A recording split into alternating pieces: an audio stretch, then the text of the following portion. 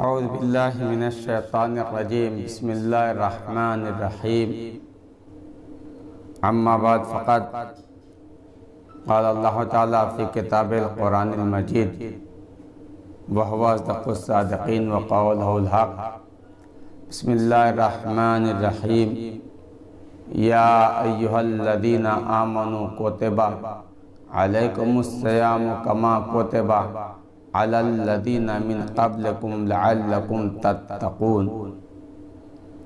معزز ناظرین کرام، سلام علیکم۔ جیسا کہ سال گزشتہ اس غازی پور عزاداری چینل کے ذریعے سے المیزان کی طرف سے آن لائن کلاسز کا اہتمام کیا گیا تھا، جس میں آپ تمامی حضرات نے تعاون کیا اور ہم سب کی حوصلہ افزائی فرمائی۔ اس سے پھر شکر پروردگار ہے کہ ہمیں اس ماہ مبارک رمضان نے پھر پروردگار عالم نے دوبارہ یہ توفیق عنایت فرمائی کہ ہم اس سال پھر کچھ دین اور قوم کی خدمت کر سکیں۔ معزز ناظرین کرام، اس سال کی بھی گفتگو انشاءاللہ مختلف عناوین کے ذریعے سے منعقد ہوگی۔ جس آیہ مبارکہ کہ میں نے آپ حضرات کے سامنے بیان کیا، یہ قرآن مجید کی وہ مشہور ترین آیتوں میں سے ایک آیت ہے جو روزہ کے واجب ہونے پر دلالت کرتی ہے،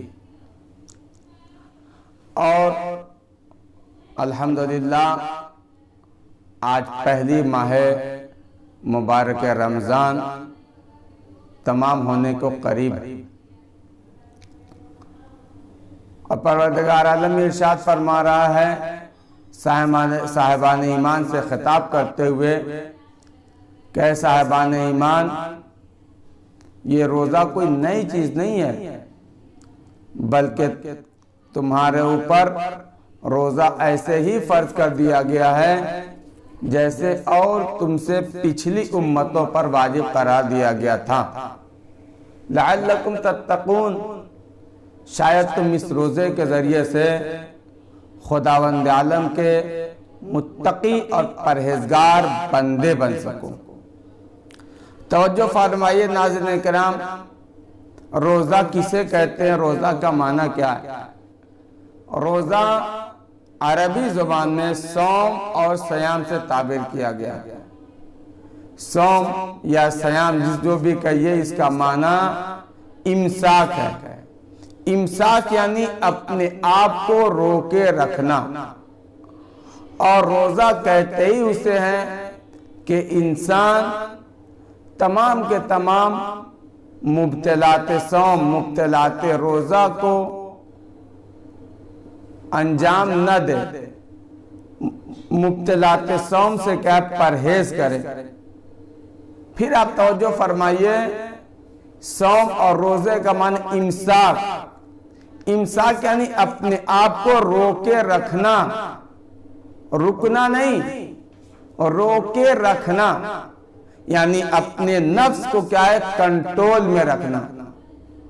جن بھی چیزوں سے روزہ باطل ہو جاتا ہے ان سے اپنے آپ کو بچا کے رکھنا، ان سے روکے رکھنا۔ جیسے کھانے اور پینے سے روزہ باطل ہو جاتا ہے تو انسان کو اپنے آپ کو امساک کرنا ہے، بچانا ہے، یعنی روکے رکھنا ہے۔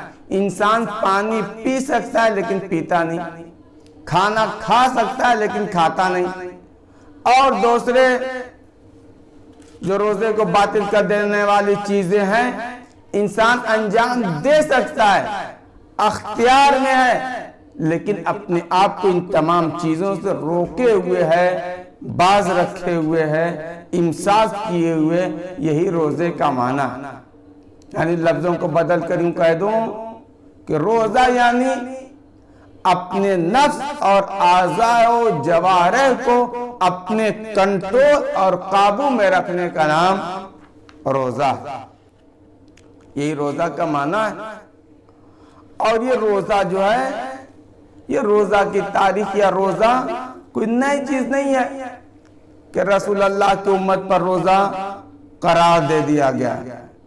نہیں ناظرین کرام، جس طریقے سے امت اسلامی پر روزہ واجب قرار دیا گیا ہے، اسی طریقے سے سابقہ ادیان کے ماننے والوں اور امتوں پر کیا روزہ واجب قرار دیا گیا تھا۔ جیسا کہ اسی آیہ مبارکہ میں خداوند عالم فرماتا ہے کہ من قبلکم، تم سے پہلی والی، تم سے پچھلی والی امتوں پر روزہ فرض کیا۔ اور مفسرین کرام بیان فرماتے ہیں کہ اس آیہ کریمہ میں، اس آیہ شریفہ سے مراد حضرت آدم صفی اللہ سے لے کر حضرت خاتم حضرت محمد مصطفیٰ صلی اللہ علیہ وآلہ وسلم کہ انبیاء اور ان کی امتیں شامل ہے۔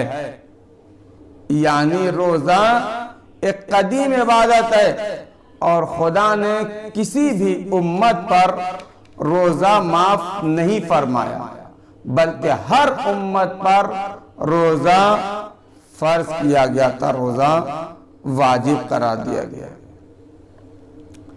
دوسری بات یہ ہے کہ اس عظیم عمل کے لیے، اس روزہ کے لیے ماہ رمضان ہی کو کیوں منتخب کیا گیا، جبکہ اور بہت سارے مہینے ہیں، کسی مہینے پروردگار عالم روزہ رکھوا سکتا ہے، لیکن آخرکار پروردگار عالم نے اس روزے کو اس ماہ مبارک رمضان ہی کے میں کیوں منتخب کیا، کیوں ماہ رمضان ہی کو چنا؟ یاد رکھیے، کیونکہ اس ماہ مبارک رمضان کو دوسرے اور تمام مہینوں پر فضیلت و برتری حاصل ہے۔ جیسا کہ قرآن مجید میں خداوند عالم کا ارشاد گرامی ہے کہ یہی وہ مبارک مہینہ رمضان ہے جس میں قرآن کو نازل کیا گیا، جو لوگوں کے لیے ہدایت ہے اور ایسے دلائل پر مشتمل ہے جو ہدایت اور حق و باطل میں امتیاز کرنے والے ہیں۔ یہ آیت سورہ بقرہ کی آیت نمبر 185 85۔ اس کے علاوہ فقط یہی نہیں، توجہ فرمائیے کہ یہی وہ مہینہ ہے قرآن رمضان المبارک کہ جس میں قرآن مجید کو نازل کیا پروردگار عالم نے، بلکہ تمام آسمانی کتابیں اسی مہینے میں اتاری گئی ہیں۔ جیسا کہ آپ حضرات کے سامنے صادق آل محمد حضرت امام جعفر صادق علیہ السلام کی ایک روایت پیش کروں۔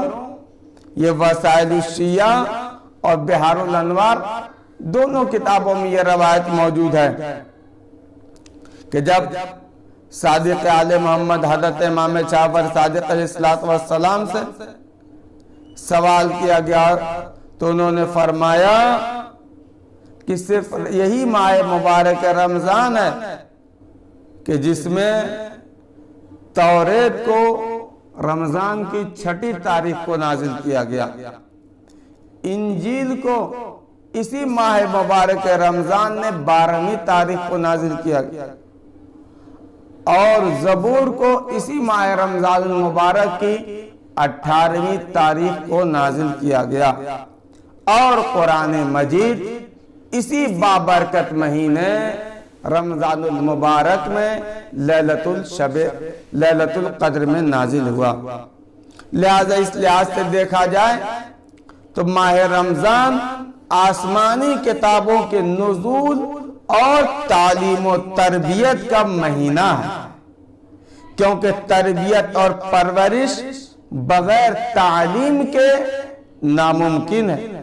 روزہ ایک ایسی تربیت ہے کہ جس کو آسمانی تعلیم کے ساتھ ہم آہنگ ہونا چاہیے، تاکہ انسان کے جسم و روح کو گناہوں کی آلودگی سے پاک کیا جا سکے۔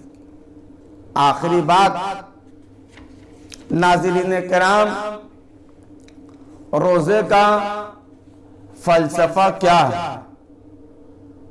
روزہ کیوں واجب کر دیا؟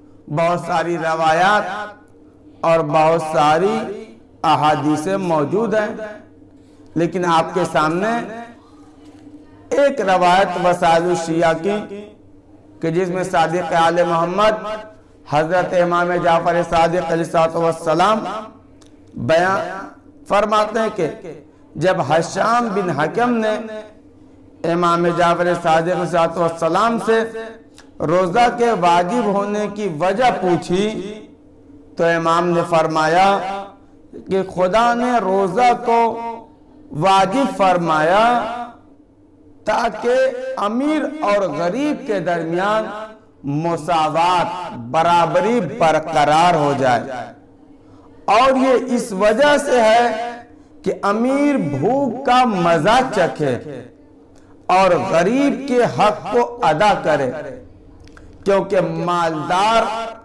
اور دولت مند افراد، ثروت مند لوگ جس چیز کا ارادہ کرتے ہیں اس کو فوراً حاصل کر لیتے ہیں۔ خدا چاہتا ہے کہ اس کے بندگان یعنی خدا اپنے بندوں کے درمیان مساوات اور برابری رکھنا چاہتا ہے تاکہ مالدار اور دولت مند افراد بھی بھوک کا احساس کر سکیں۔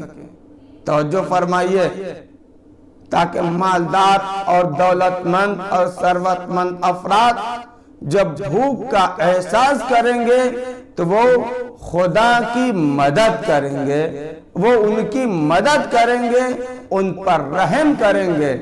اس کے ذریعے سے خدا ان پر کیا ہے؟